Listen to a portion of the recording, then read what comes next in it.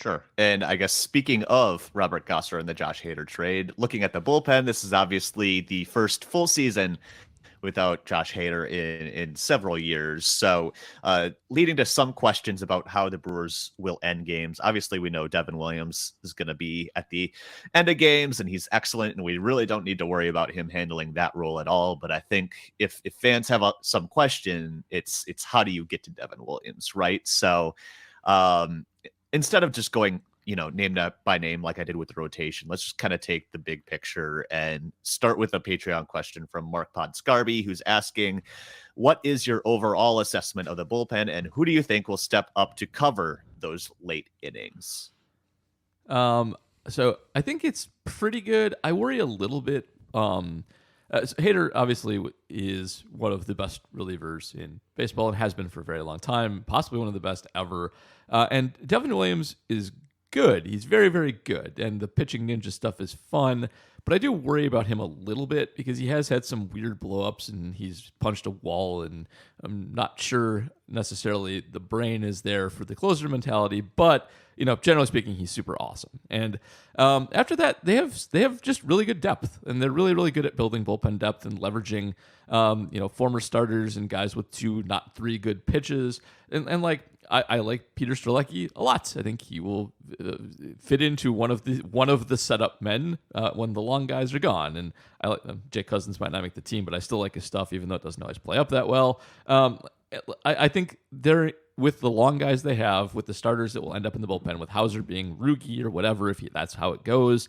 I think it's pretty strong. I think it's still one of the best in the division, and I think they'll be okay. And Council is still outstanding at managing platoons and workloads with it, and they have enough horses there to make it happen. So I think they will be. It still will be a strength of the team.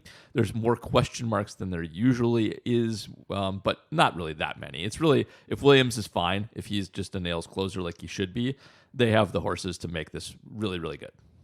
Yeah, it's interesting. I was looking at the Stuff Plus numbers, and actually Eno Saracen noted this when he was writing up closers like a month ago and was looking at the Stuff Plus and Location Plus and so the Pitching Plus numbers for all these guys.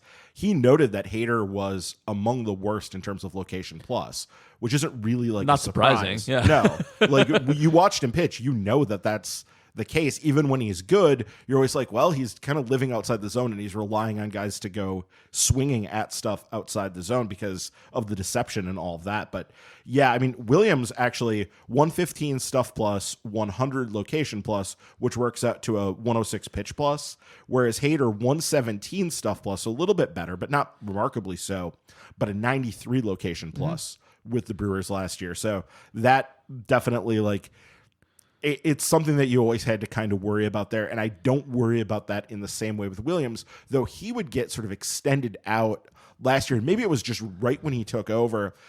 He would get into these things where you would have these games where all of a sudden you're at 30 pitches in an inning and he's turned into K-Rod. Yeah. The 30 pitches of terror situation. Some K-Rod in there once in a while for sure. But that wasn't normal for him. Throughout most of the year, you didn't see that much. I think the fact that it happened, maybe it was some nerves right away with taking over, or maybe it was just bad luck, bad timing, whatever. But he seemed to have it those first couple weeks, and I think that soured a lot of people on him in terms of how good he actually was. After he took over the closer role, his ERA was still 2.5. It was not bad by any stretch of the imagination. He was a good reliever. It's just that he had some high profile. I feel like some of his blowups too were on Saturdays and Sundays. Yep. So people saw them, and it was very noteworthy. It was in games that people were watching, as opposed to a random Tuesday or something.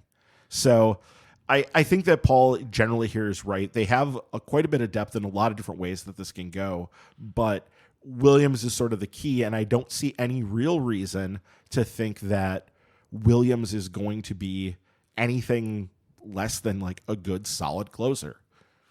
I think that's true stuff-wise. I worry about that he's a weirdo. That's my one big concern. Yeah.